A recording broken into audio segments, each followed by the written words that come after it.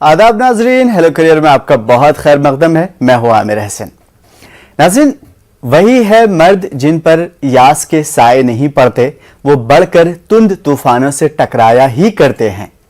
जवां हिम्मत सबक लेते हैं दुनिया में हवादिस से, जुबो हिम्मत जो होते हैं वो पछताया नहीं करते। आज शेर व शायरी की नौबत क्यों आई? दरअसल कभी कभी शायरी की जुबान में बहुत सारी बातें कही जा सकती हैं और समझी जा सकती हैं। देखिए, हमारा पैगाम मोहब्बत है जहां तक पहुंचे। रोजाना की दुनिया में हम सभी नौजवान, बूढ़े, बच्चे पल पल बदलते हालात के साथ बदलते हैं या बदलने के चांसेस होते हैं। मैं कोई एथिकल बात नहीं कह रहा हूं, मैं प्रैक्टिकल बात करने पे यकीन रखता हूं और ये ज्यादा मुनासिब भी है। वक्त बदलता है, चीजें बदलती है और जमाने में बदलाव आता ही है।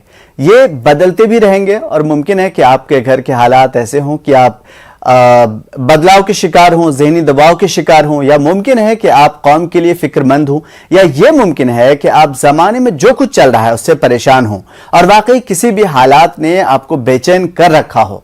अगर आप इसे बदलना चाहते हैं तो आप तभी बदल सकते हैं जब आप खुद बदलें, अपने आप को बदलें।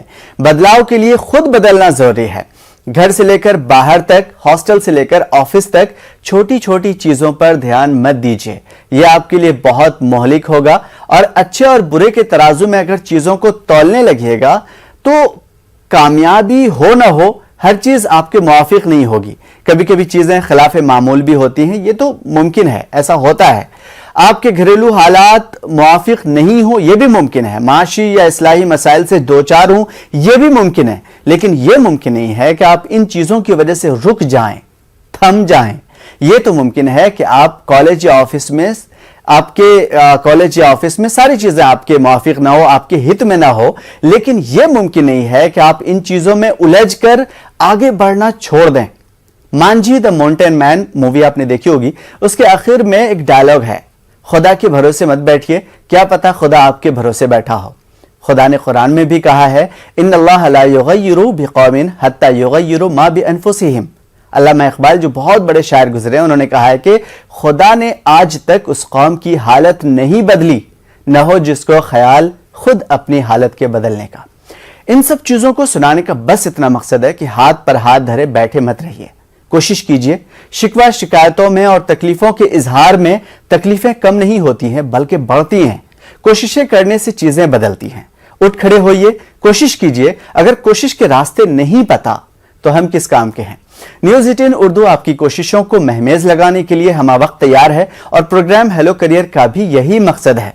अगर आप पढ़ाई, जॉब या इस तरह के मसाइल में उलझे हैं, रास्ते नहीं पता, तो करियर एक्सपर्ट आपको रास्ते बताएंगे और यहां आपको कंसल्टेशन का जो है कोई फीस भी नहीं देना है और इस तरह की जो है कहीं और जाने की भी जरूरत नहीं है। बस नंबर घुमाना है और अपनी मसाइल या अपनों के मसाइल को बताना है। करियर एक्सपर्ट आपको रास्ते बताएंगे, चीजें बताएंगे, आपके मसाइल को दूर करेंगे, जिससे आपको मंजिल पर पहुंचने में आसानी हो जाएगी। आज हमारे साथ करियर एक्सपर्ट, हम सबके हर दिल अजीज, हरफन मौला प्रोफेसर रेहान खान सूरी साहब मौजूद हैं। प्रोफेसर साहब, बहुत बहुत शुक्रिया आपका आज के प्रोग्राम के लिए। शुक्रिया। नाज़रीन, कॉल करने के लिए आपके नंबर स्क्रीन पे आपके जो है नंबर फ्लैश हो रहे होंगे। प्रोफेसर साहब से बात कीजिए और मसाइल का हल पाइए। किसी के भरोसे मत बैठे रहिए, क्या पता कोई आपके लिए प्रोग्राम चला रहा हो। खैर, प्रोफेसर रेहान खान सूरी साहब कोई जो है तारुफ के मोहताज नहीं हैं। आपने बहुत खिदमत दी हैं, खासतौर पर न्यूज़ 18 के साथ। सबसे पहले सर आपसे ये जानना चाहेंगे कि हमें बताइए कि घरेलू हालात या माशरे के हालात से बचकर अपनी नशोनुमा हम कैसे कर सकते हैं। इन चीज़ों को दिलो दिमाग से फेंक कर अपनी तालीम, अपने जॉब के लिए हम कैसे फोकस कर सकते हैं, क्योंकि आजकल जो चल रहा है बहुत ज़्यादा कुछ थियोलॉजिकल चीज़ों में लोग उलझ जा रहे हैं, खासतौर पे नौजवान जो टीनेजर होते हैं, या फिर हालात ऐसे हो जाते हैं कि वो कहीं ना कहीं फंस जाते हैं, एरर्स आ जाता है। उन सब चीज़ों से कैसे बाहर आए?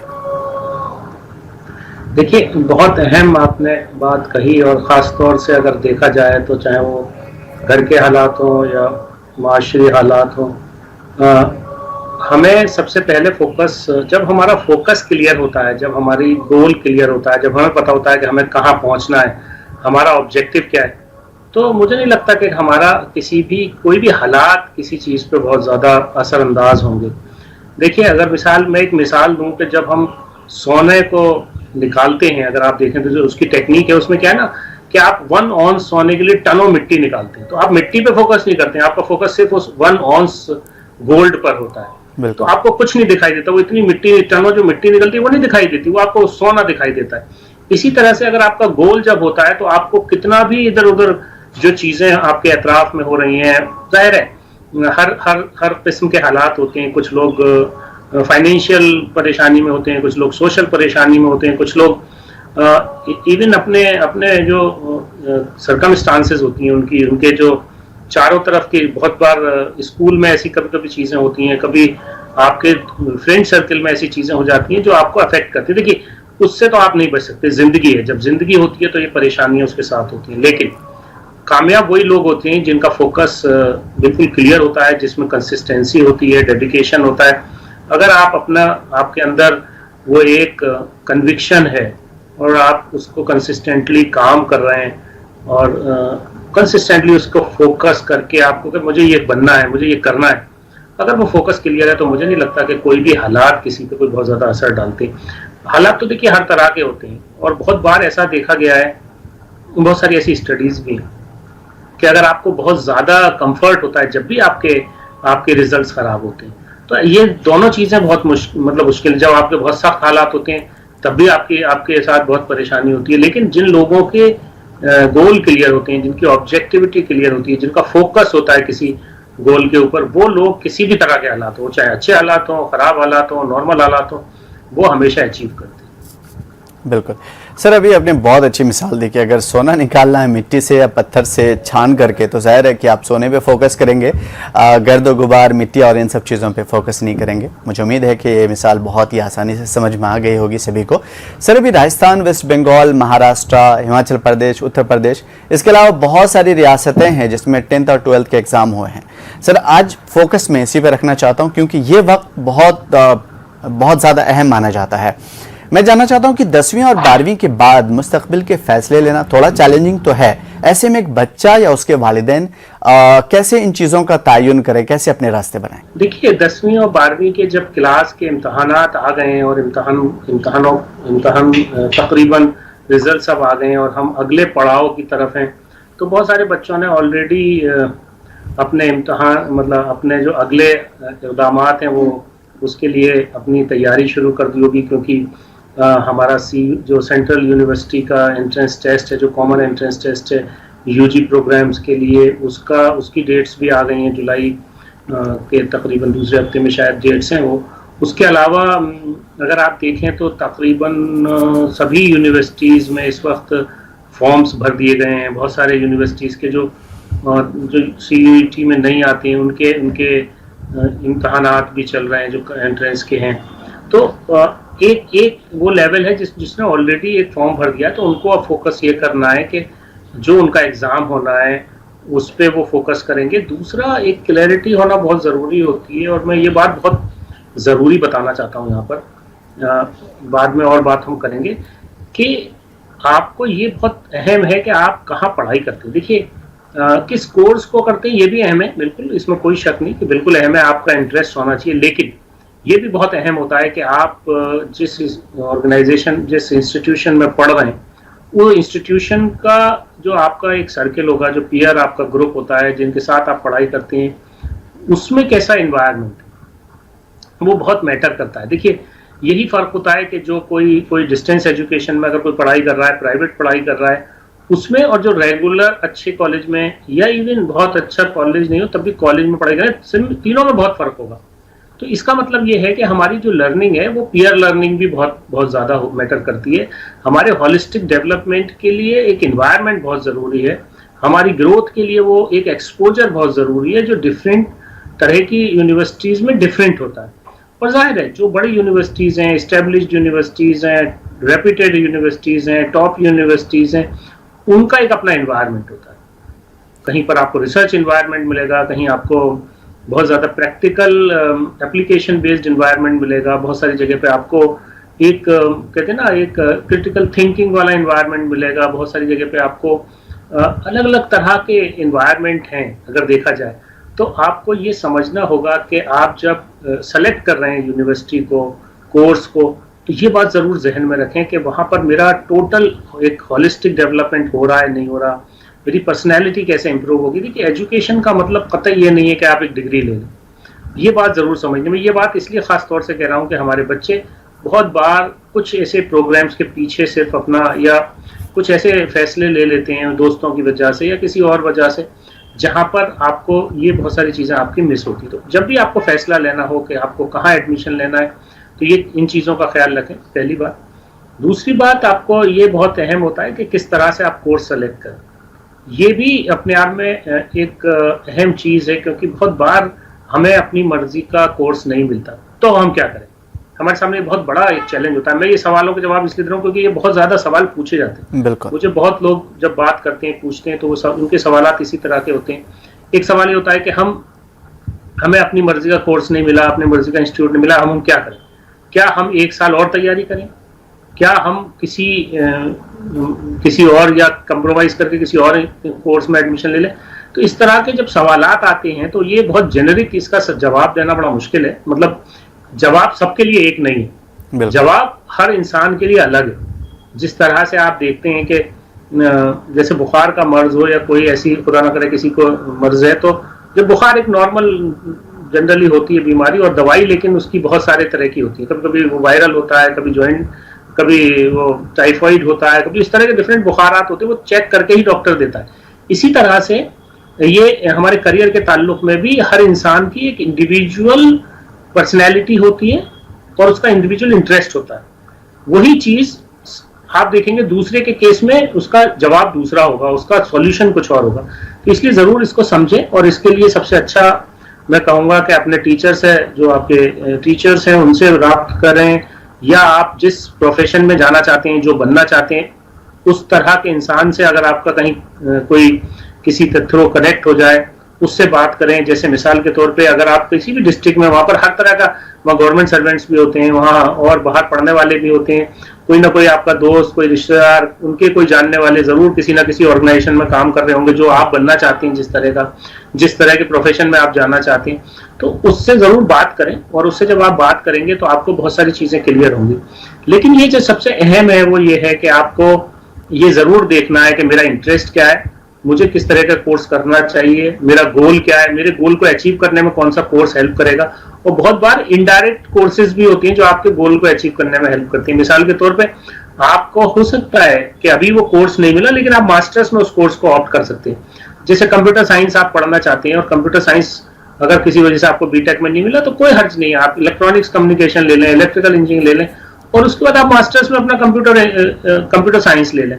तो बहुत सारे ऐसे रास्ते होते हैं। इसी तरह से आपने कोई डिप्लोमा में एडमिशन लिया, उसके बाद आप फर्दर अपना अंडर ग्रेजुएट प्रोग्राम कर सकते हैं। इसी तरह से आपने एक नॉर्मल बीए किया और आप अगर आप एमबीए करना चाहते हैं या किसी और पर्टिकुलर लैंग्वेज में मास्टर्स करना चाहते हैं, तो आपको बस ये ध्यान रखना है कि जिसमें आपको जिस मास्टर्स में जाना है आगे, या जिस फील्ड में जाना है, उस फील्ड का कुछ ना कुछ सब्जेक्ट जरूर ले लें। वरना आपके पास जब आप यूनिवर्सिटी में पहुंचते हैं तो आपके पास एक अपॉर्चुनिटी होती है, वो होती है चॉइस बेस्ड क्रेडिट सिस्टम के अंतर्गत आप कोई भी एक सब्जेक्ट पढ़ सकते हैं अपनी मर्जी का, जरूरी नहीं उस कोर्स में हो। मिसाल के तौर पर आप फोटोग्राफी करना चाहते हैं और आपका जो एडमिशन है वो बीए हिंदी में है, तो आप फोटोग्राफी के एक सब्जेक्ट को सेलेक्ट कर सकते हैं और पढ़ सकते हैं।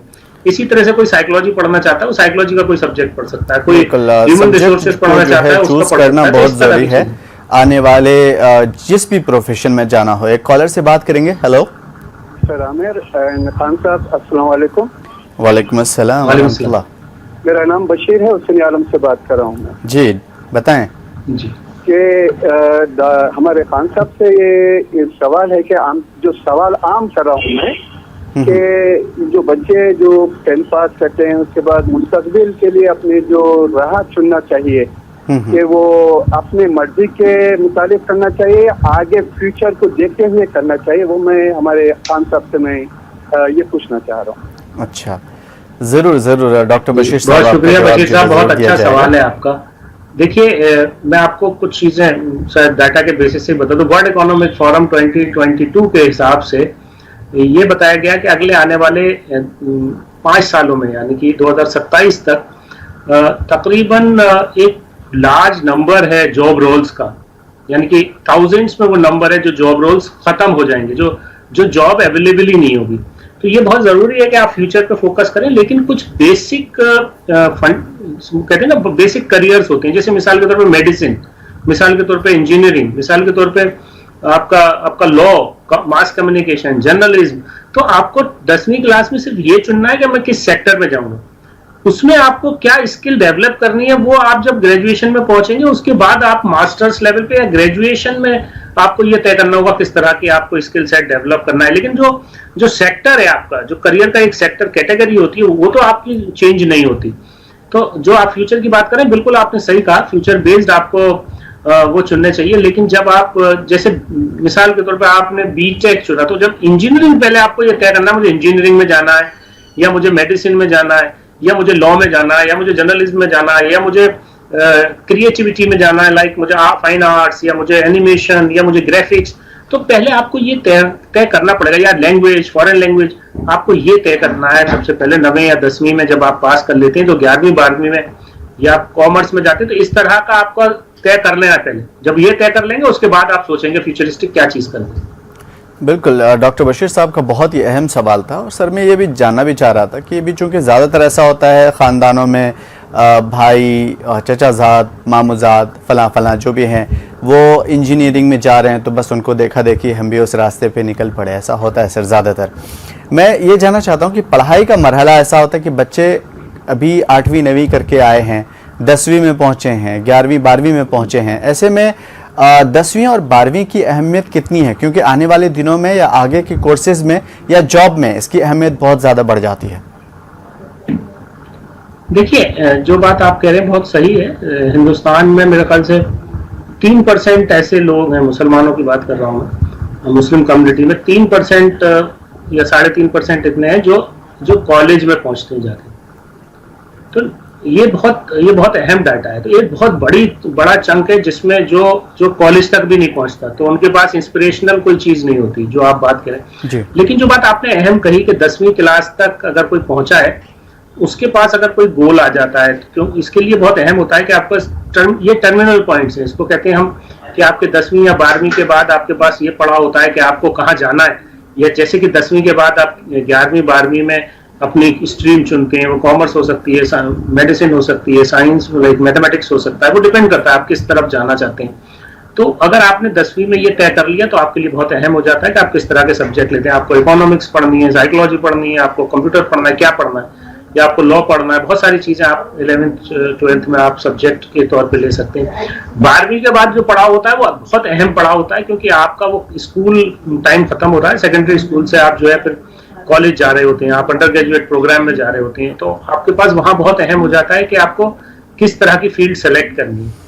तो जो बात आप कह रहे हैं बिल्कुल सही है, लेकिन हमारे पास ये बात अगर हमारे जहन में क्लियर हो जाए, मतलब उस बच्चे के लिए क्लियर हो जाए कि वो बच्चा किस तरह के प्रोग्राम में जाना चाहता है। और मैं आपको एक बात और बताऊं कि इंजीनियरिंग के ताल्लुक से अभी देखा गया है कि एक बहुत बड़ा ड्रॉप आया पिछले 3 सालों में। इंजीनियरिंग में एडमिशंस बहुत कम हुए, लोग इंजीनियरिंग को छोड़ के और अलग तरह के प्रोग्राम्स में जा रहे हैं। आजकल बहुत सारे न्यू एज करियर्स हैं जिसमें लोग जा रहे हैं। तो ये बहुत अहम हो जाता है कि किस तरह का हमारे जो फ्यूचर देख रहे हैं ना, अभी अगर हम देखें तो बहुत सारी ऐसी जॉब्स क्रिएट हो रही हैं जो फुल टाइम जॉब्स नहीं है, तो बहुत सारी ऐसी चीजें। बिल्कुल, मुस्तकबिल में आने वाले दिनों में जो है कौन सी चीजें आपको ज्यादा फायदेमंद देंगी, ये भी बहुत ज्यादा अहम है। सर एक कॉलर को शामिल करेंगे। हेलो। हाँ हेलो जी, वालेकुम सलाम, नाम बताएं, कहाँ से बात कर रहे हैं? वो मुमताज बानो नाम है, वो मेरा नवासा 10वीं पास हुआ है। जी पूछिए। उसके बाद इंजीनियर कॉलेज में मैंने रखी हूँ, तो आगे पढ़ाऊँ कि उसको इंजीनियर कोर्स में रखी हूँ मैंने अभी। तो क्या करना चाहिए? ओके, अच्छा ठीक है, देखिए मैं समझ गया आप जो सवाल पूछना चले। अगर बच्चे ने 10वीं करी है और आपकी कोई ऐसी बहुत ज्यादा फाइनेंशियल जरूरत नहीं है कि बच्चा को इमीडिएटली आपको किसी प्रोफेशन में भेजना है, तो मेरा मशवरा यही होगा कि आप उसको 12वीं जरूर कराइए, और 12वीं कराने के बाद फिर इंजीनियरिंग में भेजिए या कहीं भी जो बच्चे का इंटरेस्ट हो उसमें भेजें। लेकिन 10वीं के बाद भेजना मुनासिब नहीं होता। जैसे डिप्लोमा इन इंजीनियरिंग के कोर्सेज होते हैं बहुत सारे, 10वीं के बाद अपॉर्चुनिटी होती है, लेकिन बेहतर यह है कि आप उसको 12वीं कराएं, उसके बाद अपना जो भी वो आगे फर्दर इंजीनियरिंग या किसी भी तरह के करियर को ऑप्ट करना चाहता है वो ऑप्ट कर सकते हैं। बिल्कुल सर, एक बहुत ही अहम चीज़ पूछना चाहता हूँ कि इम्तिहानात की तैयारी कैसे करें, क्योंकि ज़्यादातर लोगों को देख के या पूछ करके ये कहते हैं अरे 18-18 घंटे, 15-15 घंटे, 10-10 घंटे बैठ के पढ़ो, और बहुत ही अलग होता है क्योंकि पढ़ने की, तैयारी करने की और चीज़ों को गिदर करने की हर एक की हैबिट अलग अलग होती है। तो इम्तिहानात की तैयारी कैसे करें बेसिकली? देखिए, बहुत आपने अहम बात कही, और मैं तो ये कहूँगा कि उन बच्चों के लिए खास तौर से जो 10वीं में इस बार एंटर हुए, मतलब जिसकी 12वीं और 10वीं शुरू हुई, 11वीं से 12वीं में आए या 10वीं से 9वीं से 10वीं में आए, उनके लिए अहम है कि पूरे साल आप कंसिस्टेंटली पढ़ाई करें और अपने शेड्यूल्स बनाएं। देखिए, टारगेट आपका ये होना चाहिए कि अक्टूबर तक आपका कोर्स पूरा सिलेबस आप कंप्लीट कर लें, और अपने सारे चैप्टर्स को आप ऐसे डिवाइड कर लें कि आप अक्टूबर में आपके पास पूरा आपका कोर्स हो जाए। उसके बाद जितना भी टाइम हो सारा रिवीजन में जाना चाहिए। तो तैयारी 2 दिन में, 4 दिन में नहीं होती, और 18 घंटे पढ़ने की जरूरत नहीं है। आप कंसिस्टेंटली 2 से स्कूल के अलावा 3 घंटे अगर आप पढ़ाई करते हैं तो आप कंसिस्टेंटली, मतलब आपका कोई दिन ब्रेक नहीं होना चाहिए, तो आप इजीली एक बहुत अच्छा स्कोर कर पाएंगे। और आगे भी बहुत सारे आप एंट्रेंस के जो एग्जाम्स होते हैं वो बच्चे, ये एक सर्वे भी है कि जिसमें 75% वो बच्चे क्वालिफाई करते हैं जो फर्स्ट अटेम्प्टर्स होते हैं जितने भी एंट्रेंस टेस्ट हैं। तो अगर आप अच्छी तरह से पढ़ाई करेंगे, पूरे साल पढ़ाई करेंगे, देखिए सिर्फ एग्जाम टाइम में या 2 महीने पहले पढ़ाई करने से कुछ नहीं होगा, आपको फ्रॉम द डे 1 पढ़ाई करनी होती है, तभी आप कामयाबी कर सकते हैं। बिल्कुल सर, बहुत सारे ऐसे बच्चे होते हैं जो बहुत अच्छा स्कोर नहीं कर पाते हैं या फेल हो जाते हैं या कुछ भी बहुत ही करीब करीब पहुंच जाते हैं। इस तरह के हालात हो गए कि वो मतलब बहुत ही अपने अंदर जो मायूसी का शिकार हो जाते हैं। ऐसे बच्चे या उनके पेरेंट्स क्या करें? सबसे पहले तो ये अल्फाज जो फेल का ऐसे हटा दें। जी बिल्कुल, फेल कोई वर्ड नहीं होता, कोई फेल नहीं होता। हाँ, ये डिपेंड कर सकता है कि मैंने उस इम्तिहान के जो 5 सवाल थे, वो 5 सवाल मुझे हो सकता है नहीं आते। वो 5 सवाल ना आने का मतलब ये नहीं है कि मैं फेल हो गया। पहली बात तो ये। दूसरी बात ये कि फेल मतलब ये जो जैसे एक सो कॉल्ड फेल का वर्ड दे दिया, या हम अच्छा स्कोर नहीं करते, या हम रिक्वायर्ड एलिजिबिलिटी क्राइटेरिया के हिसाब से हमारी परसेंटेज नहीं आती, तो ये हमारा एक एवेल्युएशन सिस्टम है, उसकी वजह से ये होता है। लेकिन हमारे पास बहुत सारे ऑप्शन होते हैं, बहुत सारी चीजें होती हैं। हमें ये देखना चाहिए कि हमारे बच्चे की अच्छाई, पेरेंट्स के लिए बता रहा हूं मैं, कि हमारा बच्चा किस चीज में अच्छा कर रहा है। अगर 5 सब्जेक्ट है तो 5 सब्जेक्ट उसके खराब नहीं हो सकते, एक सब्जेक्ट जरूर अच्छा होगा। मिसाल के तौर पे वो क्रिएटिव है, उसकी आर्ट बहुत अच्छी है, तो आपको जरूरी नहीं हो उसे इंजीनियरिंग में भेजें। फिर आप देखिए डिजिटल मीडिया एंड आर्ट होती है, डिजिटल डिजाइन्स होते हैं, उसके अलावा फाइन आर्ट्स होती है, उसके अलावा विजुअल ग्राफिक्स होता है, ग्राफिक्स होते हैं, एनिमेशन होता है। अगर कोई क्रिएटिव है, कोई बोलता अच्छा है, कोई लिखता अच्छा है, तो उसको आप लैंग्वेज पढ़वाइए, उसके बाद उसको जर्नलिज्म में भेजिए, या आप उसको क्रिएटिव राइटिंग में भेजिए, या आप उसको, और बहुत सारी ऐसी चीजें हैं जो आपकी कंटेंट राइटिंग के लिए यूजफुल होती हैं, आप वहां डालिए। तो डिपेंड, हमें ये समझना है कि हमारे बच्चे की स्ट्रेंथ क्या है। अगर बच्चा खेलता अच्छा है तो उसको जरूर, बहुत सारे आजकल फिजिकल एजुकेशन से रिलेटेड कोर्सेज होते हैं, बैचलर्स है, मास्टर्स है, पीएचडी है, वो कराइए और उसमें जाने दीजिए उसको। बिल्कुल सर, चलते चलते मैं चाहता हूं कि ये भी जान लूं कि जॉब के बारे में क्या कहना चाहें, क्योंकि ग्रेजुएशन या मास्टर्स के बाद ही लोग समझते हैं आमतौर पे जॉब करना है। 10वीं 12वीं के बाद जॉब के क्या मौके हैं या नहीं? बहुत सारे मौके हैं। देखिए, अभी अगर एक अहम चीज आप समझ लें कि अभी जो वर्ड है वो स्किल का वर्ड है। अगर आपको कोई भी स्किल आती है, मिसाल के तौर पे आप बहुत अच्छी कोडिंग करते हैं, आप बहुत अच्छी आप बात कर सकते, जैसे मैं बताऊं ऑडियो में आपकी बहुत ज्यादा इस वक्त रिक्वायरमेंट है। मेरी आवाज बहुत अच्छी है, मैं थोड़ा सा सीख लेता हूं, मुझे पिच कहाँ हाई करनी है, कैसे मॉड्यूलेशन लाना है। अगर मैं थोड़ी सी भी कुछ ट्रेनिंग ले लूं तो मैं वॉइस ओवर कर सकता हूं। और आज की तारीख में आप देखिए कितने बड़े, बहुत सारे OTT प्लेटफॉर्म्स हैं, बहुत सारे और जनरल आपके सैटेलाइट चैनल्स हैं जहां पर आपको जरूरत होती है। और बहुत सारे घर बैठ के आप अपनी आवाज, अगर मैं रीजनल लैंग्वेज जानता हूं, मैं इंग्लिश जानता हूं, मैं हिंदी जानता हूं, उर्दू जानता हूं, तो मैं क्या कर सकता हूं, क्योंकि हर लैंग्वेज की इस वक्त जरूरत है। आप देख रहे होंगे आजकल हर सीरियल, हर वेब सीरीज, हर फिल्म, हर लैंग्वेज में आपको मिलती है। उसमें आपको आवाज चाहिए किसी ना किसी की, और कोई किसी इंसान को अच्छी आवाजें निकालने की प्रैक्टिस है तो और अच्छा हो सकता है वो। और इसमें घर बैठे आप काम कर सकते हो। तो इस तरह की बहुत सारी, जिसको गिग जॉब्स कहते हैं बेसिकली, ये गिग इकोनॉमी जो है हिंदुस्तान की ग्रो कर रही है, मल्टीफोल्ड ग्रोथ है इसमें। तो इस तरह के बहुत सारे जॉब्स हैं। तो आपको सिर्फ ये देखना है कि आपकी स्ट्रेंथ क्या है। बहुत सारे काम आप घर से बैठ के डिजाइन बना सकते हैं, आप बहुत सारा ऐसा कंटेंट राइटिंग का काम घर से बैठ के कर सकते हैं। अगर आपकी राइटिंग अच्छी है तो आपको एक स्किल सेट डेवलप करना है। अगर वो हो जाता है तो आप 10वीं के बाद भी कर सकते हैं, 12वीं के बाद भी कर सकते हैं, ग्रेजुएशन के बाद भी कर सकते हैं, और सिर्फ आपको करके भेजना है। वो घर बैठ के करना होता है, 2 घंटे 3 घंटे में आप इतना पैसा कमा सकते हैं कि आप अपनी सारी पढ़ाई का खर्चा निकाल लें। बिल्कुल, बहुत ही खूबसूरत बात कही। स्किल डेवलपमेंट इतना ज़्यादा ज़रूरी है और ख़ास तौर पे सर चूँकि इसमें आप माहिर भी हैं, आपने इतनी मुद्दत से जो है बच्चों को भी देख रहे हैं। बहुत शुक्रिया सर, आपसे बहुत कुछ सीखने को मिला, जानने को मिला और उम्मीद है कि बहुत सारे बच्चे या पेरेंट्स को भी सीखने को मिला होगा। बहुत शुक्रिया आपका। नाज़रीन, हजार बर्क़ गिरे, लाख आंधियाँ उठें, वो फूल खिल के रहेंगे जो खिलने वाले हैं। अपना ख्याल रखिए, खामोश मत रहिए। चीखना जरूरी है आजकल के ज़माने में, यही चीख आपको मंजिल का पता देगी। अपनी आवाज़ को अपने अंदर मत घोट के रखिए। खुश रहिए, माशरे में खुशी बांटिए। मुकाबला करना है तो खुद से कीजिए, खुद के लिए कीजिए और आगे बढ़िए। आदाब।